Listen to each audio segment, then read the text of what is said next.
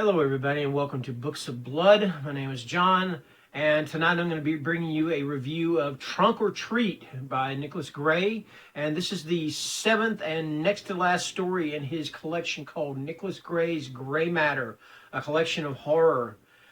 So Trunk or Treat, this is Nicholas Gray's Halloween story. And what do I have to say about it? Well, first of all, let me give you the plot of the story. So it's told from a first-person point of view of this kid, and he's with his two friends, and they're at this thing where instead of the kids going door to door, the kids go trunk to trunk. And I mean car trunk to car trunk, and take candy out of the trunk, put it in their bag, and move on to the next one. And the reason they're doing this is because I believe it was 3 years prior to the events of our story, a kid disappeared while going door to door trick-or-treating. So now they're having to do it this way, all right? So all of a sudden, the one kid they describe this kid as the kind of kid that he eats his candy in between the time he goes to get another thing of candy. I mean, in other words, before it even drops in the bag, he's opening it and eating it and moving on to the next one. And then complaining because he doesn't have any candy. All right, so anyway, this kid, they see this kind of weird-looking car, kind of off by itself, and the kid, gets brave and goes over to it, and there is candy. He starts scooping the candy out, and then he sees something that is described as having put the rest of these kids in therapy when they do see it. I'm not going to say what it is, all right? So that being said, did I like the story? Yes, I did. I did like the story, okay? I did. And I think what Nicholas is trying to say with this particular story is that it's really sad that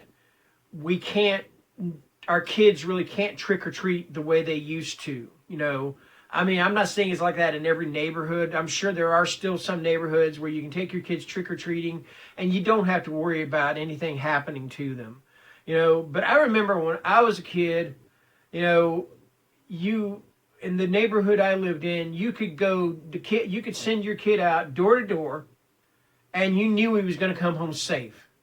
You tell him to come back in after a certain time. He'd be there. Everything would be fine. He'd have his candy, and that's it. That's all you had to worry about. Nowadays you gotta have at least one guardian with your kids so the kid can go trick or treating and nothing happened to them. Because the thing about it is there are just people in this world that are just mean. There's a meanness in this world. And there are people out there that will hurt little kids. And it sucks that we can't do Halloween the way we used to be able to do Halloween. That somebody took that fun away. You got that kid that he wants to dress up like a werewolf and scare the old lady down the street half to death, because, and of course she's faking it. She knows he's a little kid, but she's faking it or whatever. And then you got the little girl who wants to dress up like Cinderella or Little Red Riding Hood or whatever, and be oohed and awed over and get lots of candy. And we can't do that anymore. That's why nowadays you've got churches doing the Harvest Festival thing. You got like the trunk or treat thing, stuff like that, because times have changed and they have not changed for the better as far as going out for Halloween. In fact, I would really like to hear in the comments, what do you guys do for Halloween? The ones that if you have kids, how do you do Halloween? I would love to know, all right? So that being said, and I'm trying not to get into too big of a rant about this, but that being said, I give Trunk or Treat 4.5-star rating. I really enjoyed the story. I have really enjoyed the stories in this collection. I've got one more story to do or to read, and then I will do a review on it.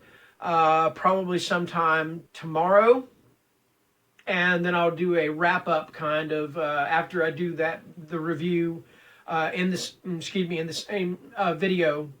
I'll do like a wrap-up and give you my ratings for all the stories combined and give you an overall rating for the book. All right, so that being said, the work week is going to be beginning, so if you're an essential employee, thank you very much for going out there and doing what you do. If you are not, I've said this again a million times. I apologize for saying it so many times, but please stay safe, stay healthy, stay home, and enjoy the working week.